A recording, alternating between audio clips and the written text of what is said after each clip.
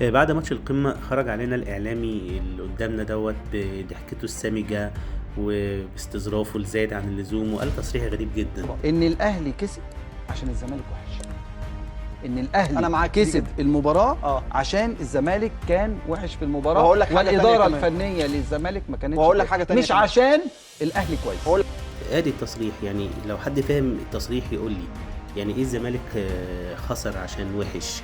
طب ما طبيعي، ما هو وحش فلازم يخسر. ولا الاهلي كسب عشان الزمالك مش حلو؟ يعني ايه؟ يعني الاهلي كان وحش؟ مش فاهم. يعني ازاي الاهلي كان وحش وكسب الماتش؟ لما الاهلي وحش والزمالك وحش وهما الاثنين وحشين، ليه الاهلي هو اللي كسب؟ يا استاذ مهيب، الاهلي كسب عشان هو كان افضل. الزمالك لعب 10 دقايق وبعد كده الاهلي استحوذ على المباراه بالكامل، استحواذ معدي 65%. فالمفروض ان ده لقاء قمه، الاستحواذ يعدي 65%. الاهلي عنده 5 كورنرات، الزمالك ولا كورنر. الاهلي تصويباته اكتر، الاهلي استحواذه اكتر، الاهلي تمريراته في الماتش تقريبا ضعف تمريرات الزمالك. هدف حسين الشحات جه بعد 17 تمريره ما بين لعيبه الاهلي ولعيبه الزمالك واقفه بتتفرج.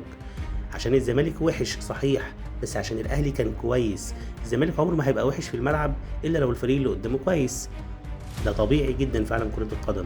لكن ان يطلع اعلامي يتكلم كلام زي دوت ويقلل من شأن النادي الاهلي او يقلل من فوز النادي الاهلي بس عشان يكسب بونت عند جمهور الزمالك، فده تصريح غريب جدا.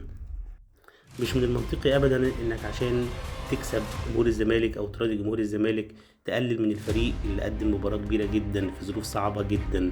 لو عايز تعرف الاهلي قد ايه كان كويس، بص الاداره وانسحاب كابتن محمود الخطيب من سباق الانتخابات قبل ما يرجع تاني، وبص على المدير الفني المؤقت، وبص على ان الاهلي ماشي 2 مديرين فنيين اجانب في 4 شهور، وبص على حجم الاصابات لما بتتكلم على امام عاشور وزيزو، تقريبا اكتر من تلتين القوه الهجوميه للنادي الاهلي بنلعب من غيرها.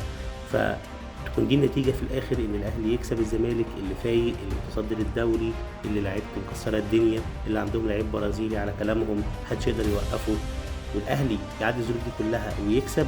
اكيد الاهلي كسب عشان الاهلي كان كويس، مش مجرد لان الزمالك كان وحش وخلاص.